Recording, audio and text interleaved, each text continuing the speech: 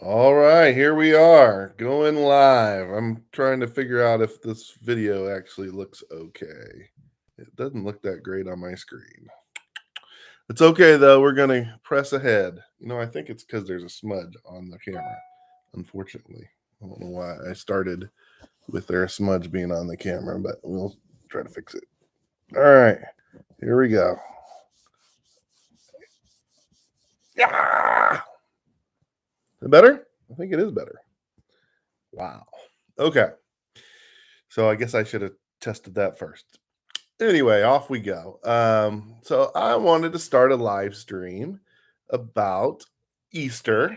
It's kind of a interesting topic for me. I've studied it out and looked at it quite a bit to see what I should believe about it because it's important to me that if I am seeing things in the right way, in a godly way, and it's important to me that especially if I'm going to take up a issue, um, be critical of other people, which that's not ever really my goal, or to speak about a topic um, in a more negative way, then I want to be right.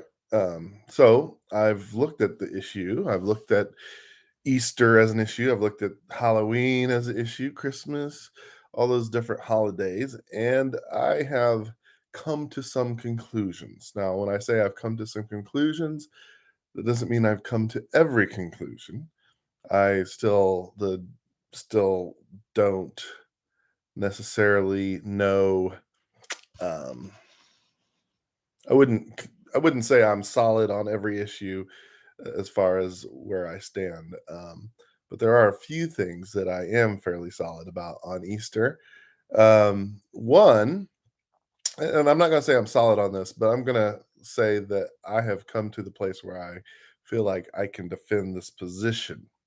So, one of the things that some Christians talk about, and so I'm not even criticizing the criticizers. I'm just trying to think of the issue and explain it and at least get other people to think about it. So I'm not trying to um, say people are bad for thinking this way. I'm just trying to get people to think a little deeper or think a little more on the topic. So I've looked at all the things that I could find on Easter and Halloween and different ones because people have said these holidays originated with pagan rituals. Um, Easter is one of those. They say Easter comes from a word that actually is a goddess, Astera, one of those, and that it is definitely that's where it originated. And so, why are we celebrating Easter? Because it originated with this pagan goddess. Well, so let's just talk about whether, first of all, whether that's true or not. In looking at it, the people that say that, and it looks like to me that originated from secular non-Christian people, researchers, historians, um, people who write scholarly journals and things like that. That's where the idea originated that this Christian holiday originated from these other holidays. Um, Now, let's talk a little bit about why I think that that's not the case. I think that's not the case for a few. Well, if you just think about what it was like in the days um, when Easter and these other holidays were started, and you think about the church at those times, you don't see a whole lot of the church being very kind and accepting of paganism. You don't see the church going out and just participating in paganism. Matter of fact, they were very hard on anybody that didn't hold to the doctrines of the church. So, if you look at that time in history, then you're going to see the church being very rigid in a lot of ways and not letting those sort of things in, not identifying with those things. So, one of the things about the different holidays, they always say they're on these pagan holidays. So they're related to these pagan holidays because they are on these pagan holidays. Well, that's not, think about what you're saying. Holidays of any culture are spread out throughout. Matter of fact, if you create a new holiday in America, for instance, you're probably going to conflict with another holiday of some sort. Maybe it won't be an official one, or it won't be a holiday that is widely recognized. But if you've planned something on a day, you'll find out it's that day's already designated for something else. So you could say, I want to create a day that is dedicated to um, pasta. I don't know why I chose that. Probably because I've been watching Italian videos. But anyway, I want to dedicate a day to pasta. Great. Pasta's a good thing, I suppose. And you're going to put that on the calendar, and you find out that you put your pasta holiday on a day dedicated to hot dogs. How can you do that? There are holidays for hot dogs, or maybe not holidays as we'd call them, but they're days dedicated to different foods. So there's probably already a pasta day. I should look it up. Is there a pasta day? But anyway, the point is that it's hard to find a space where there's nothing. So that's the way it was in the days when these holidays were created as well. The holidays were already established over many, many, many, many, many, many years. Different things fell on different days. I mean, for goodness sake, the Jewish holidays, the biblical Jewish holidays are all over the place. They have a lot of them. I always like to joke about I want to practice those Jewish holidays because I don't want to. I want all those days off when I was a kid. I wanted all the days off of school, or I wanted all the days off of work. So, because there's so many holidays, if you observe them all, you're going to get a lot of days off. So that is, if you put a holiday in, the church created a holiday, they put it there. Well, it's going to land near some other holidays. Most of the ones that they accuse of being on those holidays, it's not even on the day, it's in the area of that holiday. Sometimes those holidays are not just one day, but they're a whole long period, or a short, more than a day period. So like a week or a month even. And so, you can't have anything on that day if there's already holidays there. So it's just not, I don't think it's a reasonable position to say, oh, it's close to this other holiday, so it must be related. No. Um, then I think I already started talking about the word Easter. So the word Easter, they say it is related to a goddess from a long time, from ages past, and the Christians, or that word got picked up and was used for Easter. And in fact, I do not believe that is the case, and I think we can be traced back easily to a translation, the first translation, I believe, of the English Bible. Tyndale. Is it Tyndale or is it the other guy? I believe it's Tyndale.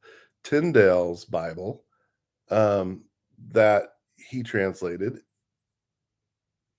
when it translated the word that usually is translated Passover, like even so, when it calls the Passover lamb, the word he used was Ester. He translated as pastor or Passover. So Obviously, it's not Passover, it's another Greek or Hebrew word. But when he translated it Ester. Now, he wasn't using a pagan, he didn't pick up a pagan goddess and say, I'm going to use that pagan goddess here to translate this to Easter because that's what I want to do. No, that's not how Tyndale was. If you look at the attitude of these people, these Christians in the past, you are not going to find them being open to paganism, or wanting to put a goddess in exchange for. That's not how it works. So when Tyndale translated it and he put Ester, he wasn't. That was probably a English version of the word translated from the German version, which is spelled a little bit differently, but probably sounds similar to the word translated Passover. So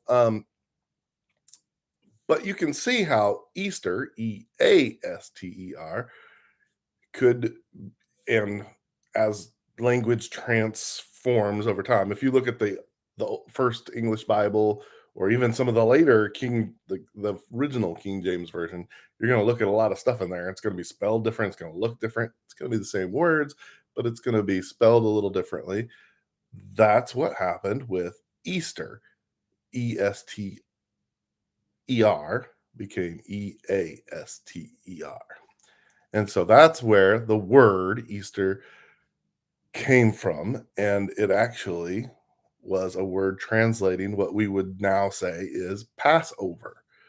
Passover itself is an interesting word, because obviously Passover is not the word in Hebrew and it's not the word in Greek.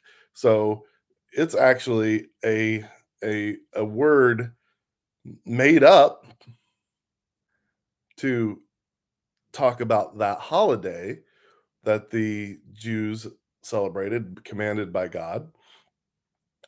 Passover,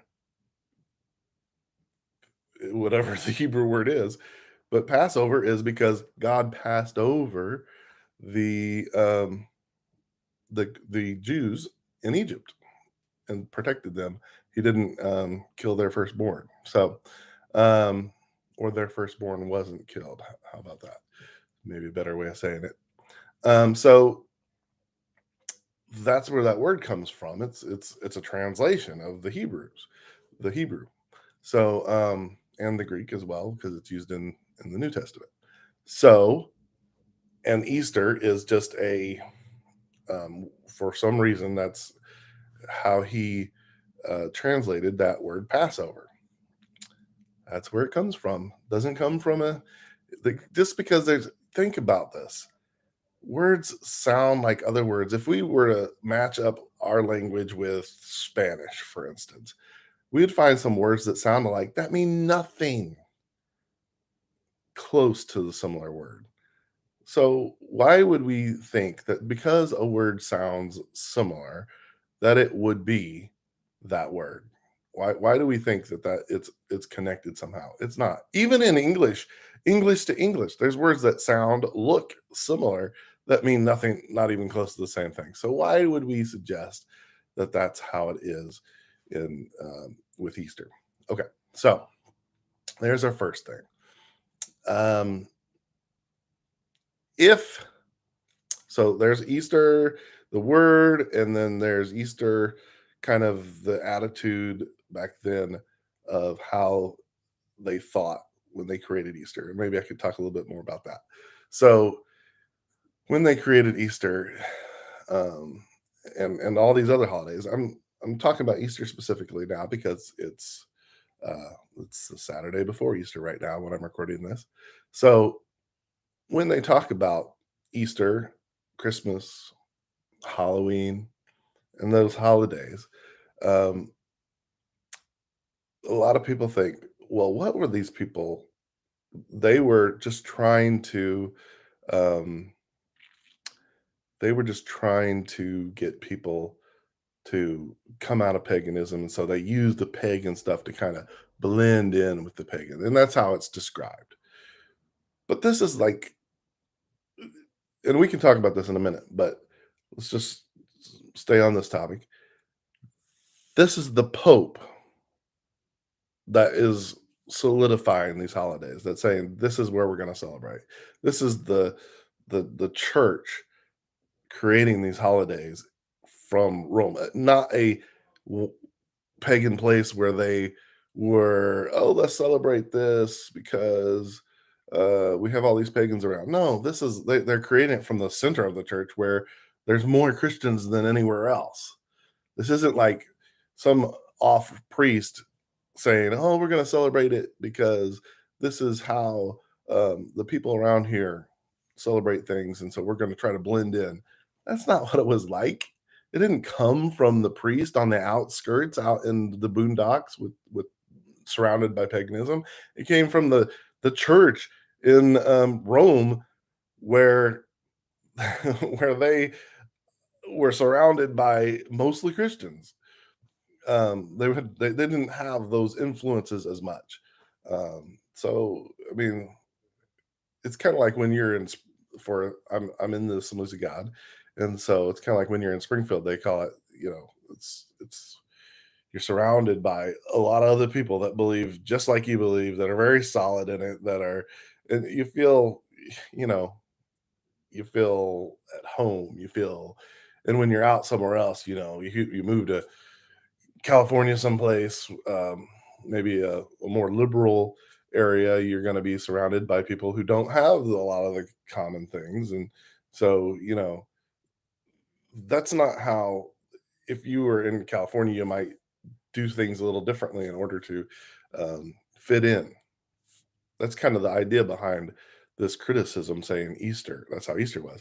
But no, they were in Springfield. They were in the Mecca, if you will, of religious thinking, and so, or Christian thinking. And so they didn't have this pressure from the outside to look more pagan. So that's just not, I don't think, a very likely possibility. Um, Another thing about this is, so as Christians do talk about um, this, you hear a lot speaking very emphatically, sometimes preaching in sermons, um, talking about how it's evil and pagan and awful. And they utilize their source, their original source is these scholarly people who are not Christians necessarily, that are, and I should say this, they are not saying emphatically that this is the case. They are not saying that absolutely this is what happened. They're saying, if you read these scholarly journals or these where they originate. Now, if you read the quotes of them, a lot of people make it a lot more solid than it is. But if you read the original, if you read the quotes of the people who put this out, they're not saying this is how it was. They say, well, it's likely, I can see. They say it's possible that we learn these. They never say this is what it was. They say this is a could be. They always hedge their bets. And so when we say it emphatically based off of a non-Christian scholar that is saying it not emphatically, very much could be. I kind of think this could be the possibility. Then that is not the best way for us to proceed. Now, what really kind of irritates me when it becomes a doctrine, like if you oppose the idea that it is a pagan holiday and people look at you like you're an absolute idiot, and that of course it's a pagan holiday. Why can't you see that? Well, why do you think that? How do you know that? That's when we're talking about the origins.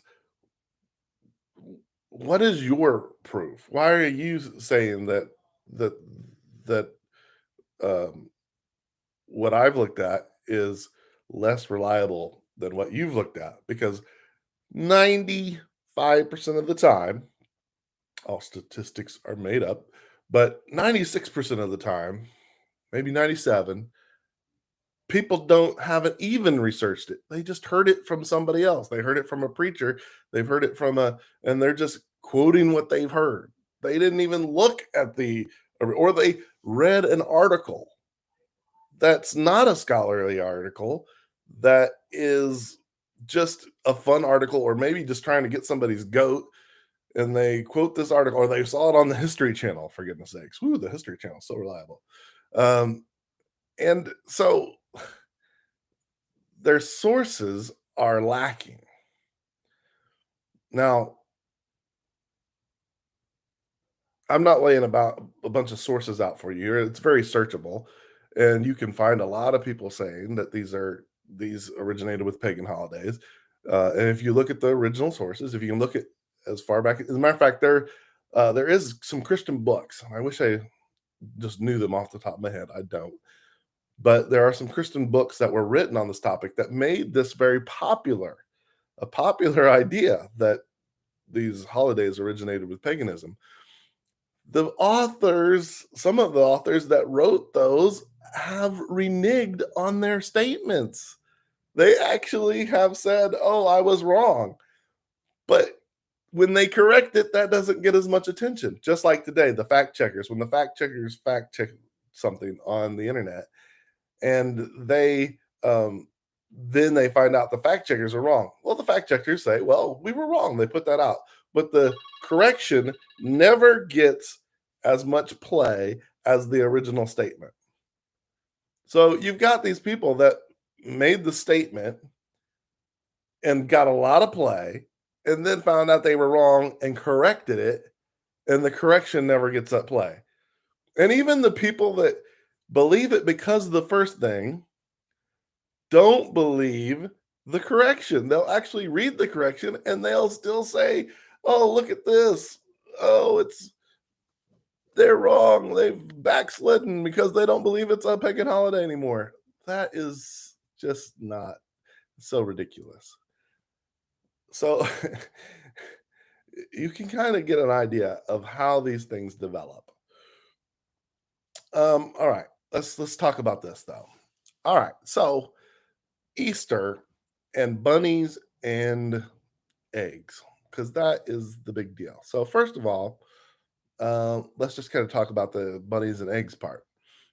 I would say that the bunnies and eggs,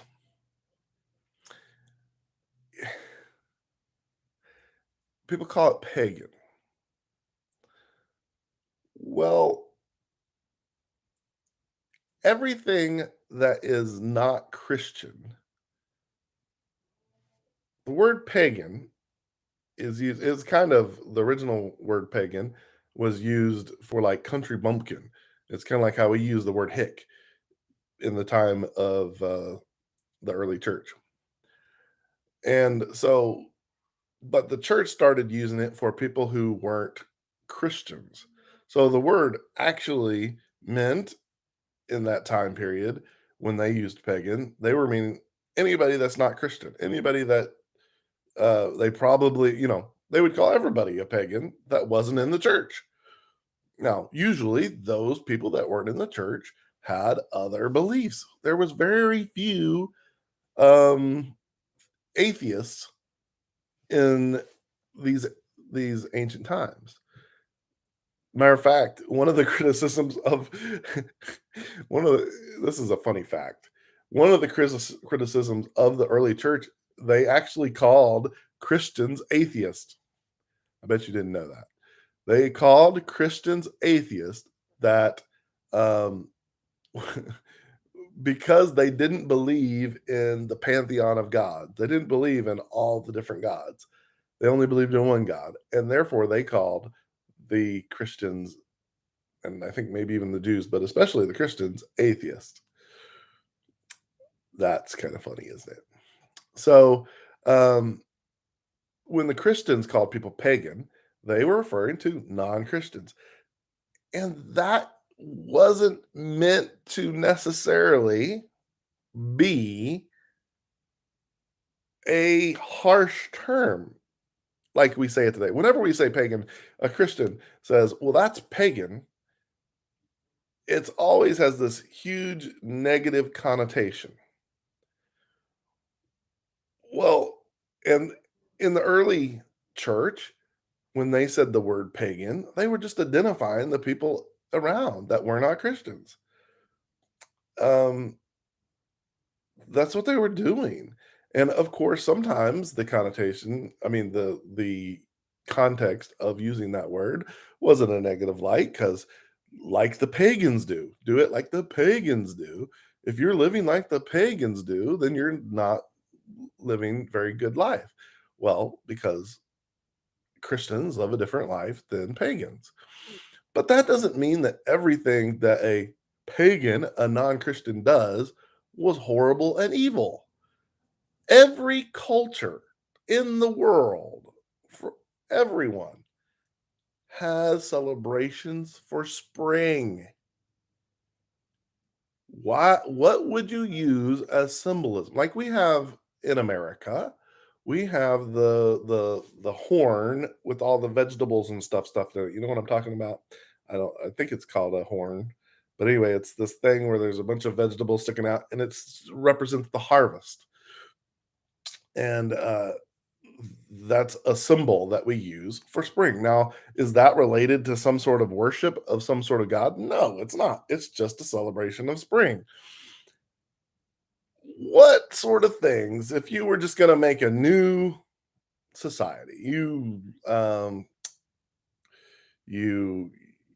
you weren't attached to anything, and you moved to a place, like let's just say there's a new continent found, and you moved to that place, and you wanted to, and winter, and you were in a winter area where winter was strong, and when winter got over, is spring.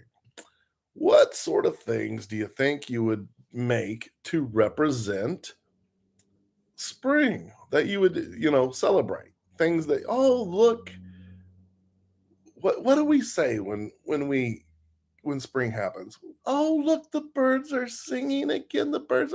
Oh, look, there's a garden. Oh, it's so wonderful. Oh, look at the squirrels running around. Look at the rabbits. Why rabbits? Well, rabbits multiply very quickly. It's a sign of abundance. It didn't necessarily have to do with any pagan god. Every area that had rabbits use the rabbit as symbolically because we all know that rabbits multiply quickly and that's a good thing when you need food to eat. When you need the idea that rabbits are running around is this is the time of year that we have produce again. We're not having to live off of the food that we saved. We don't kind of get that concept in America because we have food all year long, but in those days, winters could be very harsh, and they couldn't grow things. And when the rabbits came out, this is the time of year we can celebrate, and they did celebrate, and they used the rabbit as the symbol of that. Um, Rabbits were a symbol in the early church. There are some early church um, uh, carvings or on churches and on different things where the rabbit was used as a symbol. Um, is it because they were worshiping other gods? Absolutely not. It was because it was spring and rabbits come out and they represent bounty. They represent new birth. They represent having lots of kids. Those sort of things. That's what the rabbit. It's to anybody that would look at it, they could connect those things. It doesn't take a worship of a god to connect that. Did anyone ever use rabbits in pagan worship? Well, yes. If you were a pagan and you worshiped the god, whatever god it is that you worshiped, you probably use rabbits in your ritual to worship that god because that's what you did. That's how you used everything.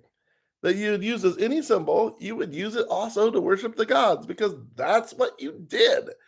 It doesn't mean it doesn't mean that we can't use it because someone else used it. It's a common object.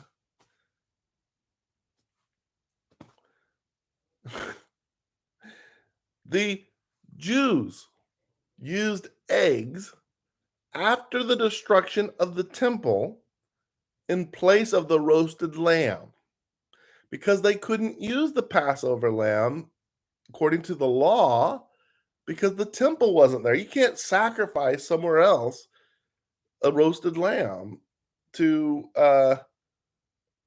you can't do that. It was illegal. It was if the temple's not there, there's no place to do that sacrifice. So you can't do it. Passover can't truly be celebrated the way it should be celebrated because the temple's not there. They still celebrate it. Obviously, before the temple was there, before the tabernacle was there, they did Passover, obviously, because they came out of Egypt.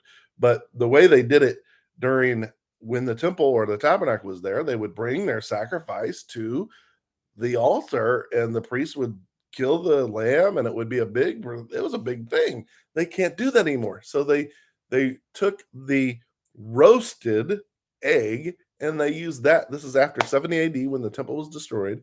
They used the roasted egg as that symbol because they couldn't use the lamb like they would before. So the Jews use eggs. Now, they didn't get that from some pagan thing. They were replacing the lamb because they couldn't use the lamb. They couldn't use a sacrifice something. So they decided to use an egg as a representation. That's all that was. Did they decorate it? Yeah, they began to decorate those things. It became the symbol. They started decorating them. The church started decorating them based off of what the Jews were doing. So it started as a Jewish thing and the church began to do it as also as a Christian thing. That's how it works. Now, were there other cultures that also took the egg and decorated and sometimes completely unrelated to any sort of religious practice? They just did it because they enjoyed it and it was fun and they had these decorated eggs. Sometimes they did do it and they put it in the temples. But these are different cultures unrelated to one another that didn't get the idea from each other. They got it from it's spring. Chickens lay eggs in the spring. It's time to celebrate that spring is here. And so they did those things. So it's completely unrelated to the idea that there was a pagan, somebody did something pagan with the holiday, and somebody did something, the Christians copied it. That's not how it works. That's not what happened. And let me say this. Now, I've just made a lot of statements about what I believe is the case with whether it was pagan or not. Let's just pretend that it could have been or was pagan. Okay. That pagans, let me just say it this way, that pagans used those symbols as worship. Let's just pretend that that is where it came from and the church started using it. The question is, are the Christians using it as the pagans were? Here's where maybe the idea, here's kind of where the idea comes from, I think, that people are talking about. The idea that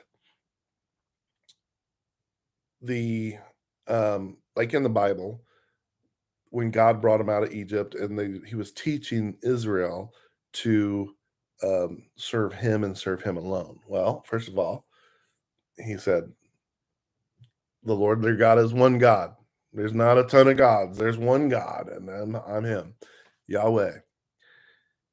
The other thing he says is don't worship me like you worship those other gods. I don't want you to make an idol of me because you can't. You're not going to represent me with an idol. Don't do it. He also said, there's even a place there's talks about tattoos in the Bible. Um, but he's not just referring to tattoos in general. He's not trying to say, "Oh, I don't want you to put marks on your skin." He's saying, "Don't worship me like you worship those other gods before, and put the worship symbols on your arm. Um, don't damage your, part of some worship is people actually do a lot of damage and make themselves look a certain way in order to signify worshiping God, their gods. And God was saying, don't do that. I don't want you to utilize those things to worship me. I want you to worship me the way I tell you to worship me. He was saying, Israel, I want you to be different than you were. I don't want you to look like you used to look. I don't want those other gods to affect you, how you worship these other gods, to worship me.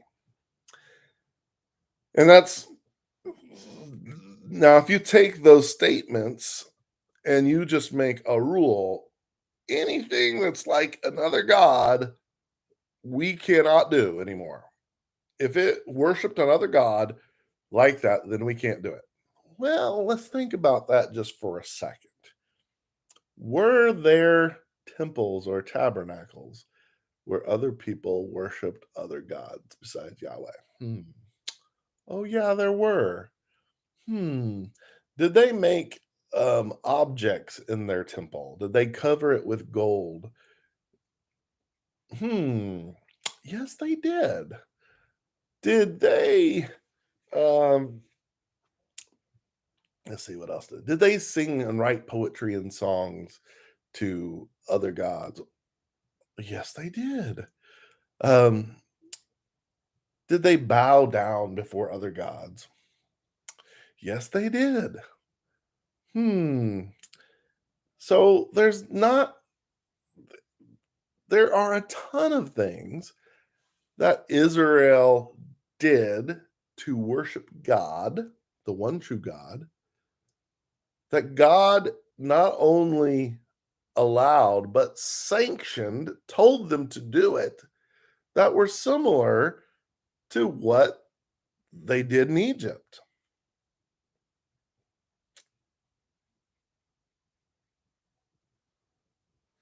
So we got to be careful about saying anything that they did as far as pagan worship, we won't do, because then you wouldn't be worshiping at all. Um, there's raising your hands and things like that were things that people did for other gods. Um, making the to talk about make no just think about these things when you think about God saying, "Make no graven images." Don't worship graven images. Make no graven images, and even the Jews really took that very seriously. Some Jews, so much they don't want a graven image on their money. They things like that. Um, but there were angels. God said to carve angels and make graven images, make images in the temple. The cherubim over the mercy seat. What were those? Those were carved wood with gold over them. They were graven images. He's saying don't worship them as God. And so we got to be very careful about this idea that if it's was pagan, we can't utilize it in our worship. Um, so what does it mean? What does it mean to say that um, what sort of things should we not do that the pagans did that we shouldn't do? Well, let's think about that.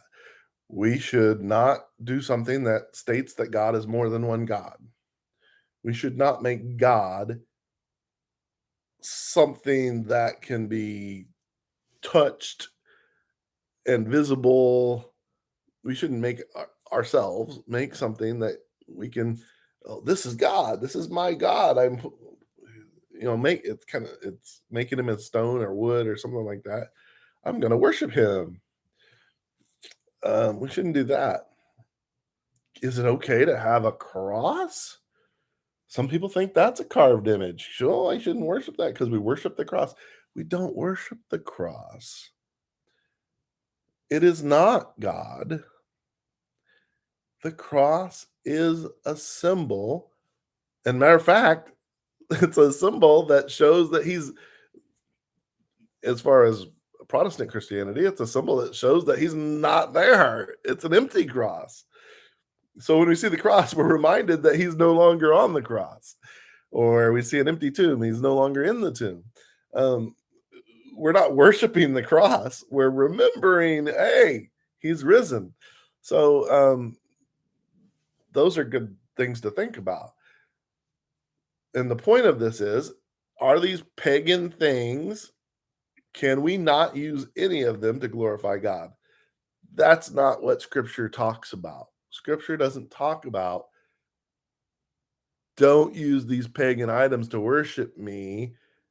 There's only there's certain image things that God doesn't want.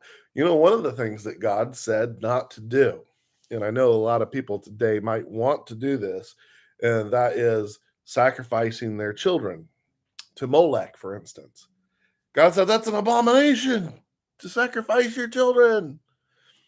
And he said not to do it. In one place it says, I've never asked you to do these sort of things. Then he went and asked Abraham to sacrifice Isaac. But he didn't let him sacrifice Isaac. He sent a sacrifice in his place, which represented Jesus. God used the sacrificing of their children. He used that for Abraham to demonstrate what he was going to do as he sacrificed his son for us. It's very interesting, and that's a deep topic too. You kind of wonder, those guys were perverting the Molech. When they worship Molech, they would sacrifice their children. That was not something God wanted. He sent his son to die for us, knowing he was going to raise him up. But it wasn't right for them to sacrifice their children to God, even though he was going to. But it was right to show that Abraham, he was going to sacrifice his son. He was obeying God, and God replaced that sacrifice. He provided something. That's where we get Jehovah Jireh, our provider, from that story. And so that's something very interesting to think about. Abraham was about to do what the pagans did because God told him to. We can't tell God he can't do that. So, all right. So pretend like those things were pagan. If we use them to worship God and don't make them idols and don't make them replacements for God, then we certainly can use them. We certainly can use them as fun little things to do. So let's think about that just for a minute or two or a few. Is it, let's just forget the history of it. Let's just think about Easter eggs and bunnies today. If we were to say what we're going to do for Easter is we're going to hunt for eggs and we're going to, take the kids out and hunt for eggs and we're going to give them chocolate Easter bunnies and we're going to talk about the Easter bunny coming in, and we don't talk about Jesus. There are a lot of families that do that. Their whole focus on Easter is about the bunny and the eggs. And there is no talking or referring to or hinting or symbolizing Jesus in that act. Well, obviously, that's not good. That is, especially if you were to go to church every other Sunday, but there were Easter egg hunts on Sunday. And so you're going to skip church and go to the Easter egg hunt. What? No, that's ridiculous. That's not good. That's bad. It doesn't matter if the history was Christian or pagan or what it was. That's a bad idea. The whole argument for the bunny and the eggs of saying, well, you're just taking the fun away from the kids. There are other ways to have fun and learn about Jesus. Matter of fact, learning about Jesus is extremely fun. A lot of times, kids love learning about Jesus if you do it right. Um, if, adults like it if you do it right. I think sometimes sometimes I even get long and boring and talk for an hour about things, and people aren't interested because I'm just talking about it and not being creative. And but it's good to be creative and do things, fun things to talk about Jesus, use things as a symbol. Oh, some of the most powerful sermons I've seen are ones my mom used to do a great job of that actually. When you have um, when you're teaching kids about Jesus, or teach them about the Holy Spirit and how that works, you use objects to demonstrate it. That's not a bad thing. That's a good thing. You should do that. You use a candle to show the light of Jesus to the world. You use water to show the Holy Spirit. That's what the Bible does that. And so we should do that too. Those are good things. You can use the Easter egg as an empty tomb, especially these little plastic ones. But if I understand correctly, that's the church did that early on. Obviously, I'm not talking about. I don't know, and I doubt that the church before, um, the church that was around when Paul and Matthew, Mark, Luke, John, all those guys were there. Um, that's not what I'm talking about. I'm talking about the early church after that. But they had those traditions with the egg representing the empty tomb. So that's not a bad thing to do. It's not bad to use object lessons. I and sometimes it just people drive me crazy when they talk about how, "Oh, this is evil because 'cause you're not focused on Jesus." Well, you're focus on Jesus then. Use it as a symbol. Uh, Bunnies aren't bad. God created bunnies. God created the whole talking about the fruitfulness and all that, is we can praise God for those things. It's not a bad thing. I'm Easter bunny, like a Easter bunny coming and delivering. I'm just not a fan of that sort of thing. I mean, I'm not a whole fan of the Santa Claus um, thing, bringing the gifts, and I'm not a fan of those things, um, especially when they are take Jesus out of it altogether, and that's what it becomes. No, I don't like that. I don't think that's a good thing to do. Can you worship Jesus, give Jesus acknowledge Jesus, love on Jesus, make him the point, and still do the Easter Bunny? Yeah, I think it's possible. I grew up in what we would call a very conservative Christian home, and my mom loved Easter. Every Easter morning, we would have an Easter basket with stuff with a cross in it. She would put the cross in it. Um, we had bunnies too sometimes, but we had no question that Jesus was the point of the holiday. Not even a doubt in our minds that Jesus was the point. We've never worshiped the Easter Bunny, never even thought much about the Easter Bunny, other than just to say it as a joke. So the idea that because you have an Easter bunny and Easter eggs, that makes it so that you aren't focusing on Jesus. That's not true. You can do a lot of things. You can go to baseball games and still focus on Jesus. You can go to football games and still focus on Jesus. You can go out to eat and still focus on Jesus. It, you can live life, a normal life, and live it for Jesus. It's not an either or proposition. You can do both. You can live 100% sold out, on fire, filled with the Holy Ghost for Jesus, and recognize He's number one, and still do some other things. Still have fun, still go bowling, still play pool, still you could do a lot of things. Remember, some of you might not know this, but there were times when playing pool was a bad thing. People would say, "Oh, you can't play pool. You can't have entertainment at all." It was so prevalent. There's a movie called The Music Man, and one of the things he did was he came in and he started criticizing pool.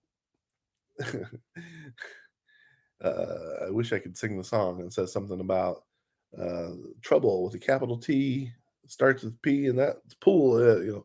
So if you watch The Music Man, you'll see it. It's very funny. Look up Music Man pool, and you'll probably find it pretty easily on YouTube or Google it. But yeah, so what is pool a sin? Is it wrong? Is it possible to love Jesus and play pool?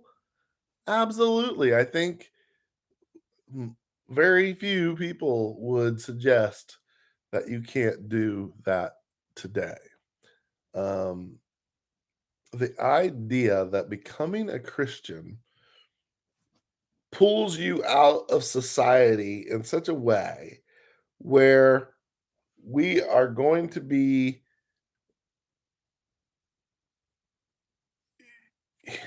let me just put it this way, you can get so rejection of the worldly stuff around that everything is worldly and you get locked into your churches. The only thing you ever do is you go to church and meet with the church people, and you aren't winning people to Jesus because you're never around them. You never do anything to be with people and love on people and show them Christian love because all you ever do is go to church and meet with church people. I am absolutely not saying that we should not go to church. I'm okay with going to church every night of the week if we're having revival. Absolutely. Um, what I'm saying is when we start blocking off all the stuff that's not biblically restricted, by the way, and we say we can't do that, we're going to end up isolating ourselves and never touching other people. The danger is that we get so involved in that we cut Jesus out of our life. That's what the problem would be. So, is there a statement to say, I'm going to put pool over Jesus? Absolutely. Is it possible to say, I'm going to put the Easter bunny over Jesus, or not say it, but do it? Absolutely. So, there is a place for criticism when we're talking about Easter and holidays and how they have become not commercialized. That's not the same thing, but when they become secularized, meaning that they no longer carry the message of Jesus. Christmas is for sure a Christian holiday, but when you have the Christmas tree and you have the presents and you have Santa Claus, but no mention of Jesus, that is secularizing it. If it wasn't pagan to begin with, it becomes pagan now, which means non Christian. If we're a Christian and we celebrate Christmas, we're going to put Jesus in that thing. If we have a Christmas tree, we're going to talk about Jesus and how the tree represents Christ, or how the lights represent the light of the world, or Jesus or God the Father is the Father of lights, as it says in Scripture. We're going to talk about the presence and how giving is a godly thing, being generous is a godly thing. And we're going to talk about how there's joy in Jesus, joy to the world. We're going to talk about all those things. All those things, it's not about whether or not you have a tree and is that tree worship. You're not worshiping, you're not going to, if you're a Christian, you're not worshiping the tree, you're worshiping Jesus, and you're going to use that tree to show Jesus. That's what it's about. It's not about some sort of pagan ritual. Everything in your life becomes Christian. So you wake up in the morning, you get up, you eat breakfast. That's a Christian thing to do. And you're going to have Jesus involved in your breakfast. You're going to love on him in your breakfast. And sometimes we forget those little things. Absolutely. Sometimes we forget to think about Jesus well into our day. We get into evening and we figure out, wait a minute, I haven't thought about Jesus or something pops in our mind. If you're living life like that and Jesus isn't there in the moment, then you have something to consider. The criticism is a good criticism. It means, are you walking with God? Is your life walking with God? Is your life filled with His Spirit? Are you doing the things? Uh, And I think that in some way, I don't know that anybody could escape that criticism. But then you could do all sorts of things. You could be a professional baseball player and or football player. Think about Tim Tebow, for instance. Now, some people might not like Tebow or whatever, you know, but he was in the NFL and he played on Sundays. Uh, Football was a big part of his life, but what is the center of his life? It was Jesus. Was he wrong to be in football? No, I don't think so. And really, that's up to between him and God anyway, not up to me. But can it seems, at least to me, that he lived a very Christian life. He demonstrated and loved on Jesus publicly. I think those are things you can do. Is football a god to him? No. Is baseball a god to him? No. He served Jesus. If he failed at football, he served Jesus. If he succeeded at football, he served Jesus. We have to learn how to do that. We all have some sort of jobs, except for preachers, maybe, where preachers that their job is serving the Lord as a full-time minister, but we all have secular jobs. Does it mean you're worshiping money because you have a job and you're getting money? No. Can it be? Yes.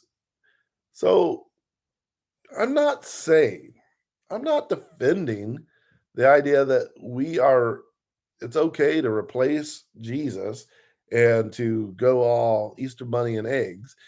That is not at all what I'm saying. I think that's a ridiculous statement. I think there are people that do replace Easter with Easter eggs and bunnies, and I think that's bad, and they should be criticized for it. I shouldn't say that. They should be criticized for it. That's not what criticizing people for doing things like that is not the best. But really, our life should be an example. Our life should be an example of serving Jesus and loving on Jesus. We shouldn't and we wanna preach Jesus. I'm not one for saying that we don't talk about Jesus. Absolutely, we should preach Jesus. But preaching Jesus is not criticizing other people and what they do. Preaching Jesus is preaching Jesus. Is there scripture that criticizes what people do? Yes. Well, first of all, It usually criticizes people in the church who are doing things that specifically harm the church. So, yes. But is it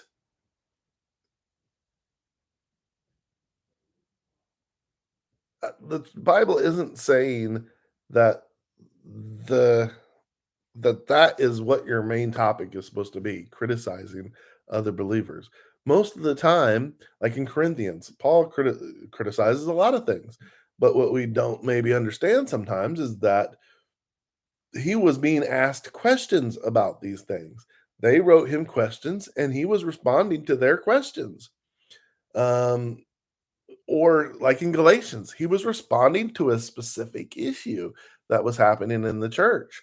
And it was a big issue. It wasn't just a little issue, someone doing a little thing here and there. Oh, you guys are no, it was about like leaving, trusting in Jesus and going to back to the law or to the law.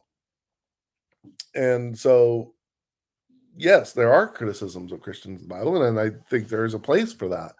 But I think we really got to be careful that if we're replacing our preaching about Jesus with preaching about holidays and how they're pagan, if that is what's coming out of your mouth around, if that's your focus on Easter, then you're focusing on the wrong thing. The truth is, it's about Jesus. And if you can use those symbols, or if you don't want to use those symbols, say you just, I don't want to do eggs.